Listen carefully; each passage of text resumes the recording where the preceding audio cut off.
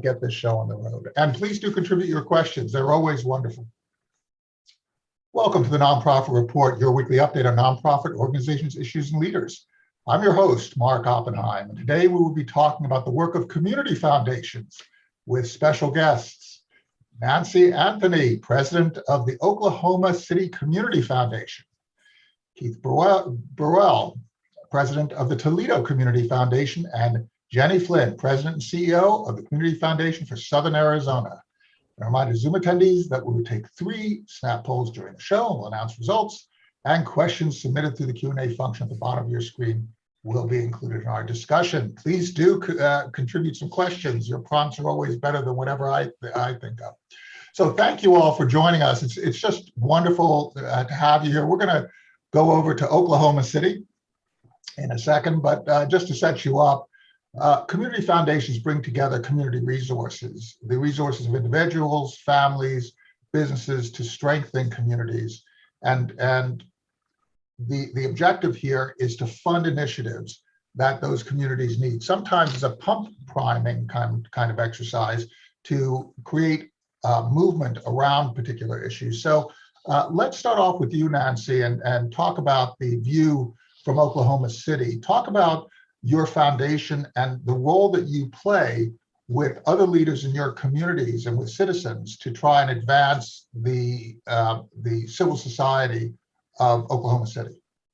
Well, thank you very much for the opportunity. Oklahoma City has a very conservative government, and we really depend on philanthropy and donors and to some extent the faith community to provide a lot of services and services that might be provided more liberally in other areas by government. We kind of depend on private donors to take initiative and do that. And so the Community Foundation, as a result of that, has been very engaged in encouraging donors to see that responsibility and to provide support, whether it be through endowment funds or through outright gifts, and to support the not-for-profit community, because it is so important for us for just basic social services, for basic, and especially recently, we seem to have a lot of disasters around Oklahoma City, whether they're tornadoes or other activities, and especially COVID. I think we learned how important it was for our private sector, our private organizations to step up and really provide the support that individuals really needed. So for us, philanthropy, the Community Foundation is really an encourager of philanthropy. We try to be a leader if we need to be, but more importantly, we want to be a leader in encouraging people to understand how important it is for them to participate. And it's an articulation of the social compact, the American social compact, the idea that citizens are voting with their resources to invest in certain improvements, right? You have a lot of ownership given what's going on in Oklahoma City. People are actually discussing these issues because they are underfunded from a government point of view. They're actually stepping in and on a voluntary basis funding those things that they think are really important for the community, right? Very, very much so. I think we saw that around the COVID response. Interestingly enough, someone said, were your contributions down last year? I said, actually, contributions from funds that we had out to the community were way up because people saw the need and really understood that they needed to respond. So I think it's really important to understand how important the private philanthropy and individual donors are to really, as you say, civil society. Government can't do it all, and nor do we want it to. Well, one of my great joys, Keith, is to juxtapose a community like Oklahoma City with a community like Toledo, right? Theoretically, totally different, right? But not really. No, not really at all. We're dealing with some of the same issues. If you talk about our neighborhoods, at one point in Toledo, we had 16 CDCs. Now we're down basically to 0. If you talk about our community, we're dealing with homelessness, just like you heard about in Oklahoma, and especially important to us. We're the only city our size in Ohio or larger that doesn't have pre-K education. So we're pushing very hard. And in all 3 cases, that's pushing the marble up the hill, trying to, I say a lot of our granting is risk capital. Let's try things that will work, and then we'll turn to government to say, okay, this worked. Now, can you come behind us and help us sustain it and keep it going? So a lot of what we have done here in Toledo is around that whole idea.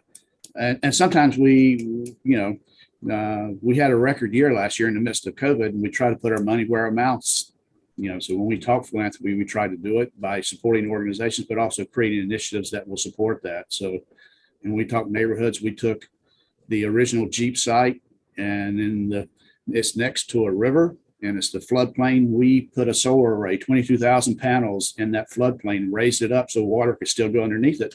And it's going to throw off approximately 400,000 a year, and that's all around neighborhood work because we need to help figure out how we're going to do CDCs. And as long as the sun keeps shining, they tell us that'll work for 25 years, so we'll see. And it's dedicated. Same thing on pre-K. We figured out, for those who have looked at this and are far more expert than I am, if we take every 4-year-old and put them in a pre-K program, we're going to basically bankrupt a number of our childcare providers. So we put money into a shared services concept where they're doing a hub and spoke to do some of the back office work for these daycare systems to keep them in business when we say we need to educate these pre-K kids, these 4-year-olds. So, it's not much different. How do you push that marble up the hill?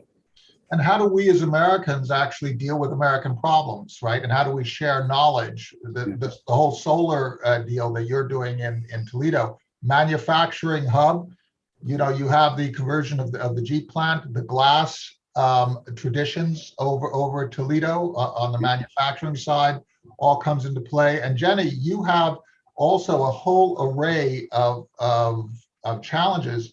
One of the issues that we have is the whole idea of serving communities that are geographically dispersed, right? Could you talk a little bit about adding to the texture of what Nancy and Keith talked about, some of these programs which you have in common, but also this particular issue that you have of trying to serve an entire region where people are not clustered around one particular metro area? Sure. Yeah. We do have a lot of shared challenges and the shared resource of a lot of sun. So that's nice. We have a very broad area that we serve. It's all of Southern Arizona, south of the Gila River, including an affiliate on the U.S.-Mexico border near Nogales called the Santa Cruz Community Foundation. And so, in order to serve this broad swath of Southern Arizona, we are, based in Tucson, which is Arizona's second largest city, but we have a really broad rural group as well that we serve. So we make sure that we provide services that the rural constituents can access. And one of the things, our strategies, a key strategy we have is to really increase the resiliency of the nonprofit sector. So what we find, especially going out to rural communities, but in the metro area as well, is that the people who are there understand the problems of their community, so completely and so thoroughly, and understand the solutions that have been tried and not worked, and the solutions that haven't been tried, or what caused it to fail, and where they need some assistance to respect local knowledge, right? Yeah, absolutely. Respect local knowledge. Absolutely. So we have a couple of strategies towards that end. So one is that we have something called the Center for Healthy Nonprofits, which provides programming to. We have a CEO roundtable. We have people who are doing, marketing or HR in far-flung places and have no colleagues whatsoever in the nonprofit sector. They come together. We provide technical training. For example, we're doing a 7-part series on mastering nonprofit finances. We find that's a huge need. HR. So we help with that technical assistance, and those programs have gone all virtual through COVID. We've partnered with our local universities, University of Arizona and the College of Management, to put together nonprofit certificates in nonprofit management and offer those free of charge. We've fundraised to pay the cost of those, and we've had over 200 individuals go through that program and get certified in the last year. So we're finding there's a big appetite for that. So that's one strain in which we address this. The other is we have a program called Core Funding, which offers unrestricted support. So we've kind of been making the case to our community and to the donors we work with that local knowledge means that there's also trust there, that people should be able to use the grants that we provide in a way that best meets the needs of their community, and we provide unrestricted funding. And in the last 5 years, we've gone from about 300,000 that we've been able to give away in that core program to about $1 million. So that's what we're up to this year. It's so important. And by the way, all attendees, if you have any questions, please contribute through the Q&A function at the bottom of your screen. I'll try and get those questions in. It's so important. These are highly leveraged dollars. When you're talking about investing in training and the infrastructure that's required for a successful nonprofit within your ecosystem, every dollar that you're spending is helping a number of different leaders manage their organizations in a better way. Let's talk about some of the problems that we have in common. We've heard homelessness mentioned. I'd like to talk a little bit about that. We've heard education mentioned. I'd like to talk about that. Economic development, and in particular, the idea of using foundations as an R&D tip of the spear. I love the point that you talked about, Keith, about the solar arrays, because you have a whole new industry that is going to be built up in this country over the next years in that area. So let's start talking about first homelessness. Could you let's go around the table, Nancy. Could you just comment on housing, homelessness, some of these issues that different people are confronting, and the way you're experiencing it in Oklahoma City? Then we'll go to Keith, and then Jenny, and then we'll do the same thing for these other issues. Well, thank you very much. I wish I had something positive to say about what we're doing in Oklahoma City, but I really don't. It seems to be an increasing problem and a frustrating problem in many ways.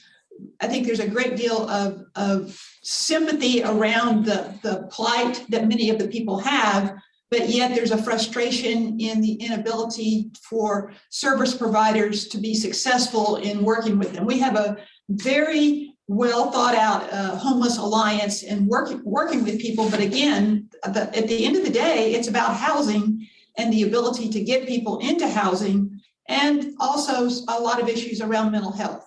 So it's sort of a combination of things that we sort of know what the elements of the problem are, but we haven't seemed to be able to put together a cohesive strategy that is really working. And it seems as though, I don't know if it's because of substance abuse or what, or that there seem to be more. There seem to be more people that, and there seem to be less ability to make progress with them. So like I say, I wish we could knew what to do, and maybe we just should take off a small bite at a time and try something. So that's probably the direction we'll try to go. The stories that we're hearing are all around the nation is that COVID has caused fear to assemble in congregate care settings.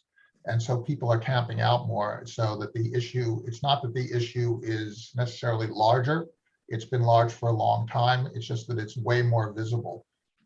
And so it's really in front of us now, and we do have to do something about it. There's no silver bullet, is there, Keith? No, in fact, that's part of the issue. There is no one vaccine that's going to solve the homeless problem.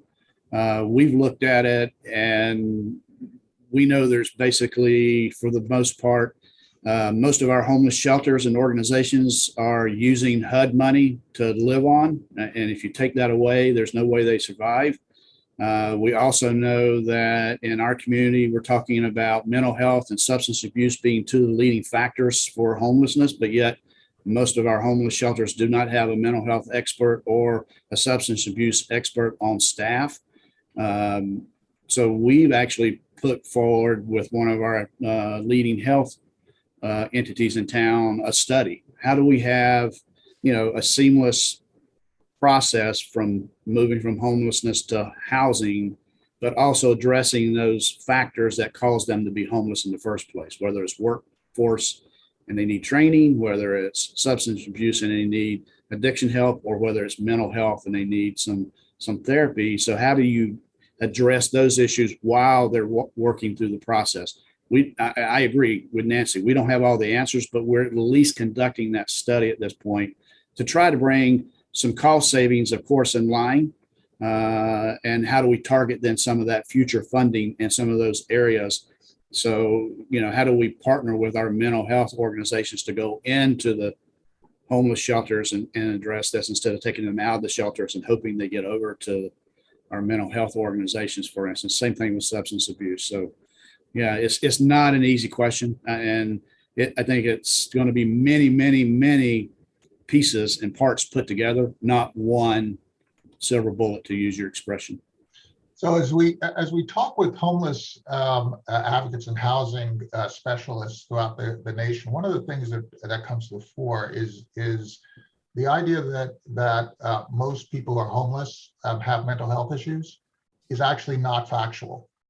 There is a subset, and a larger subset than in the general population with mental health issues, but the majority of people are just what we would call the working poor. People who have been living on the edge, and something transpired. Maybe it's COVID, maybe it's getting injured or whatever, that throws them out of a housing circumstance.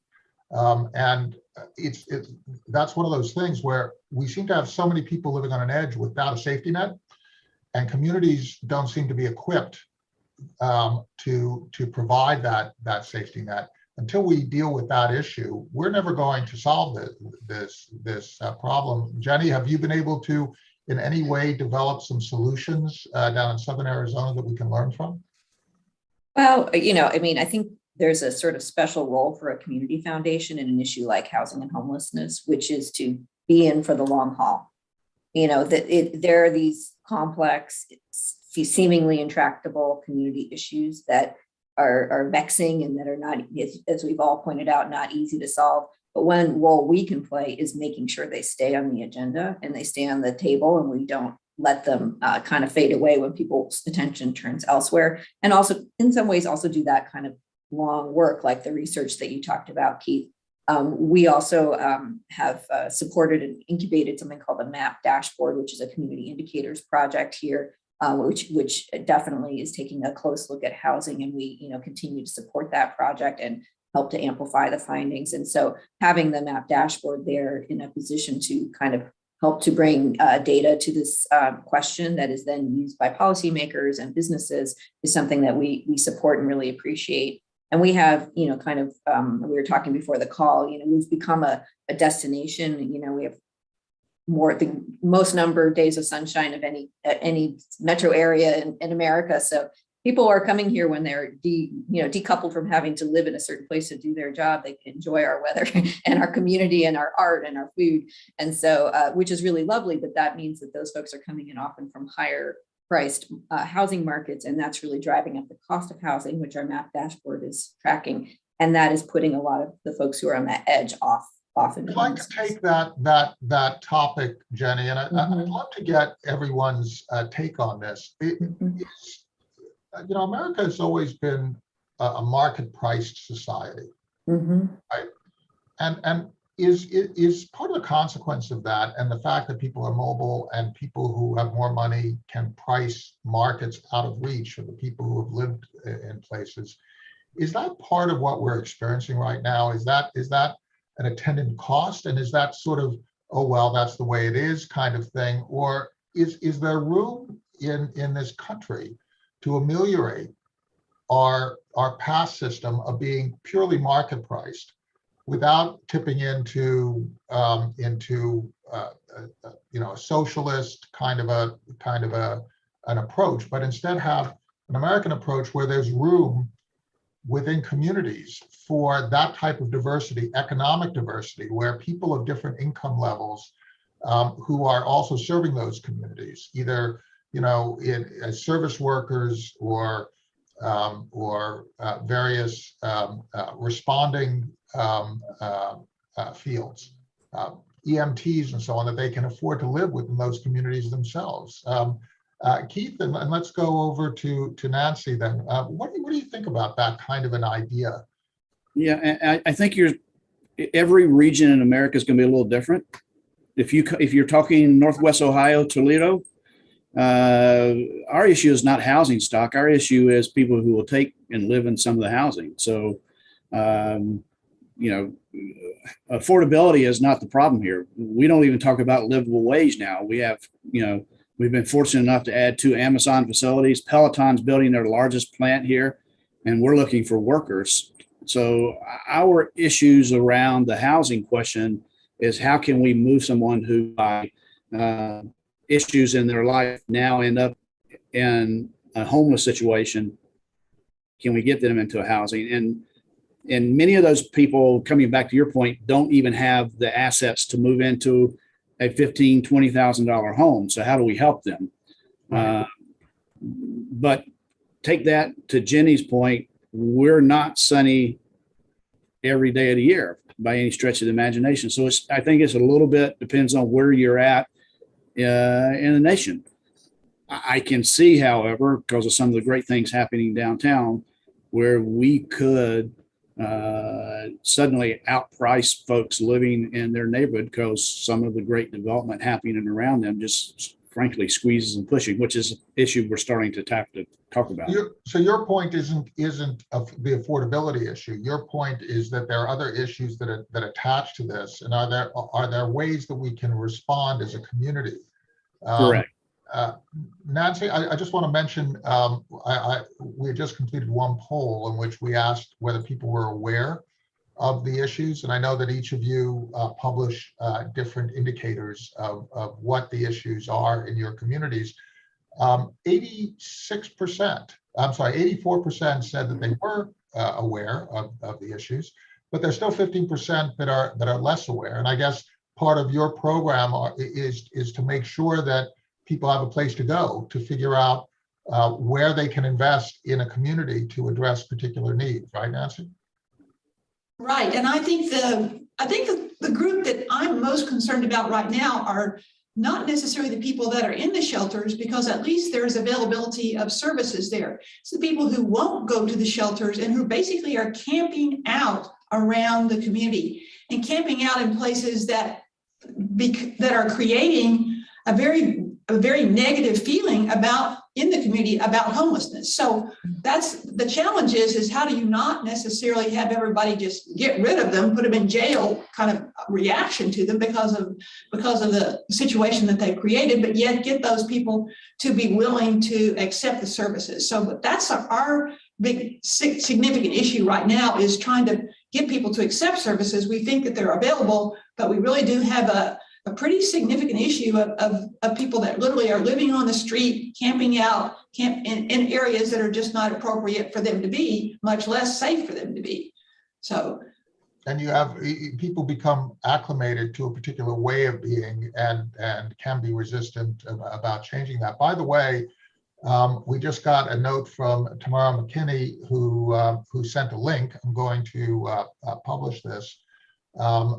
If you're interested in viewing the map dashboard, you can learn more here, and there's a link to that map dashboard that you were referring to, Jenny.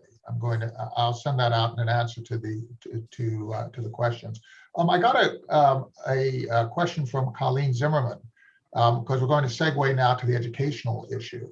And Colleen asks, how can you share how universities can work with local community foundations for community needs, such as nursing shortages or healthcare workers or some of the employment issues that various communities face. And we should also look at how schools can work with community foundations to test out some of their programs.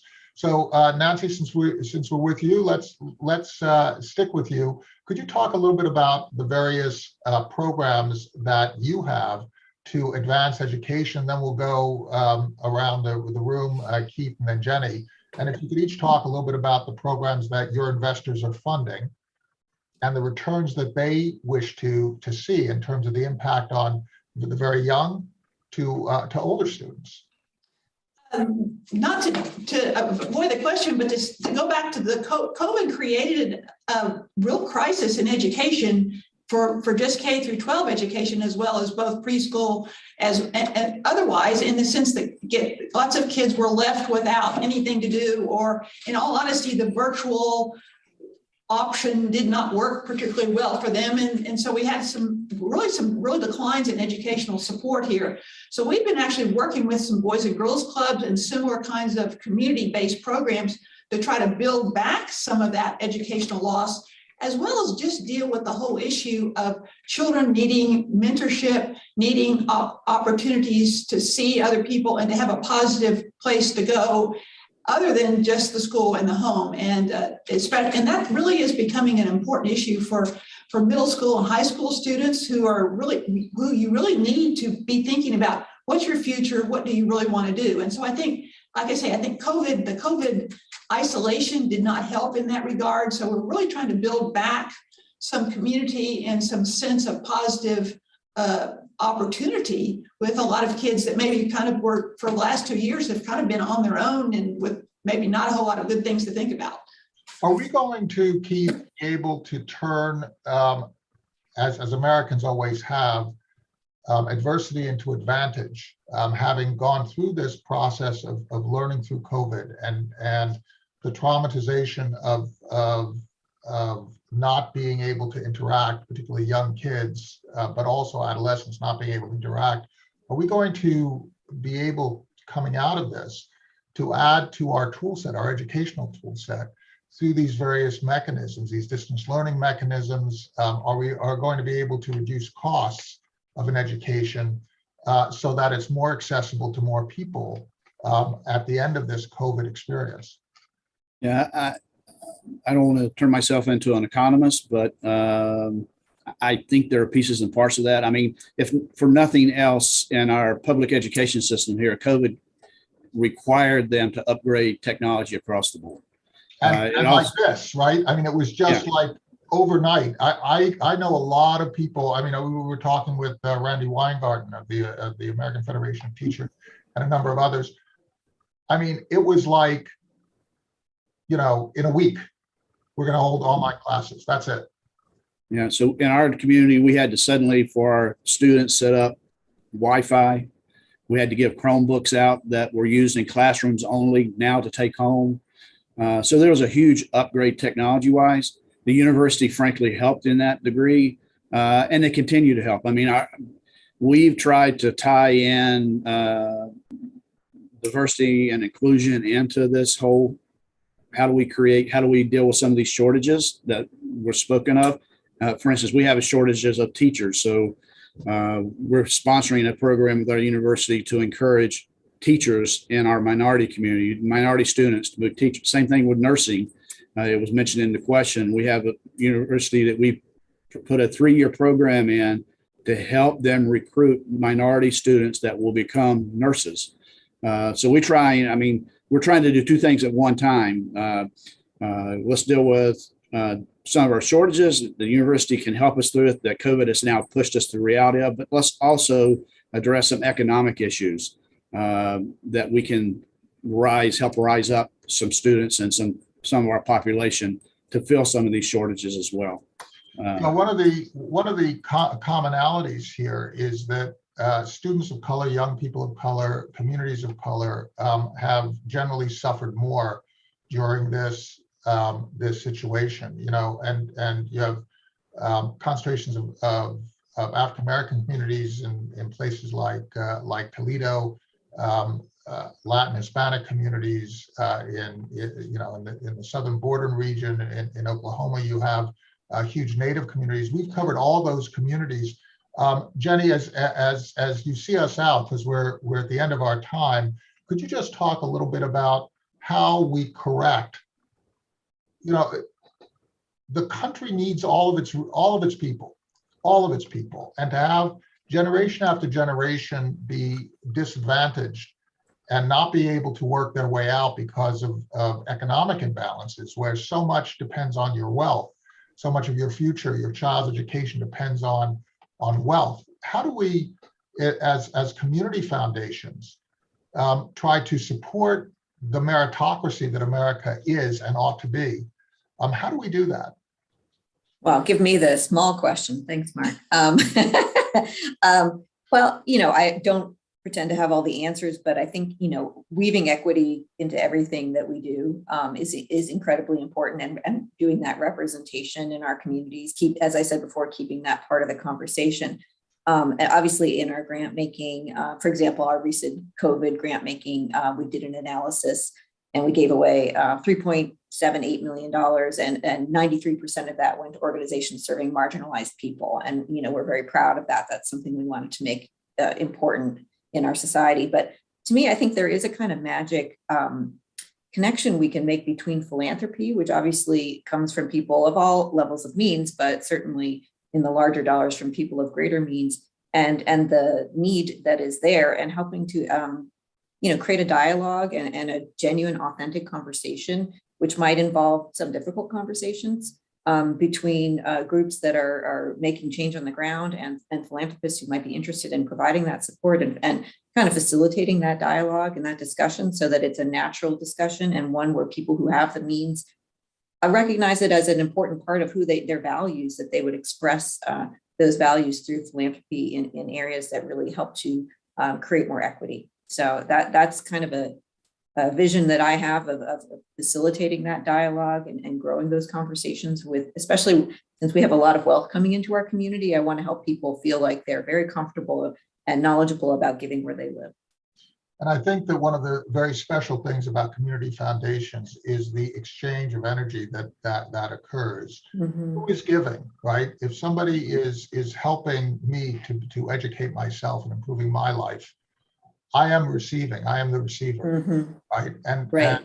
if we can in community uplift and figure out how to solve the community's problems, what is good for you is going to be good for me, because I too am a member of a community. It's just wonderful to have you all here.